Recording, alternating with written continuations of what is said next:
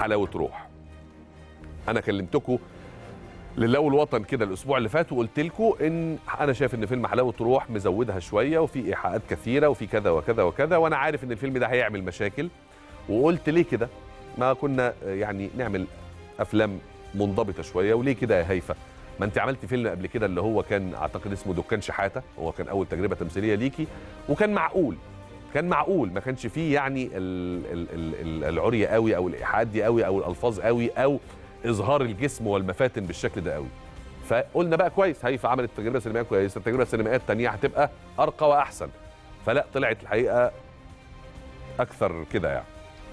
النهارده المشكله اللي تولدت من الفيلم ان في مشهد في الفيلم الطفل اللي هو بطل الفيلم اساسا، مع ان الفيلم للكبار فقط، لكن بطل الفيلم طفل صغير، ما اعرفش عنده كام سنه، 10 سنين ولا 12 سنه ولا حاجه كده. الطفل ده المشهد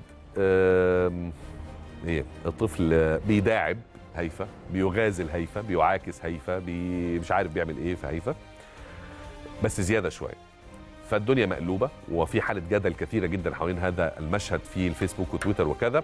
المجلس القومي للطفوله المجلس القومي للطفوله والامومه بيطالب بوقف عرض الفيلم او بحذف هذا المشهد، لان فيه اساءه بالغه للطفوله واساءه بالغه للطفل، وان ما ينفعش يبقى ده القدوه بتاع وكذا وكذا وكلام كتير جدا. ونقاد الفيلم بيقولوا والله ما بين انه عندهم حق وما بين حريه الابداع وحريه الفن وحريه كذا، وان اي حاجه بتحصل في الواقع نجسدها.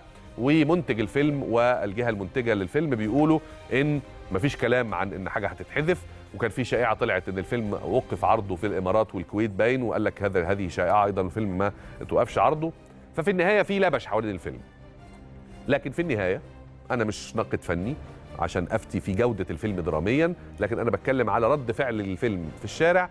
الناس مستاءه شويه من التحرر والحريه او ما يسمونه الحريه الزياده اللي حاصله في هذا الفيلم. وبعد كده ماليش علاقه، اللي عايز يتفرج يتفرج، كل واحد بياخد نصيبه، وكل واحد مش عارف ايه اللي بينقط على ايه.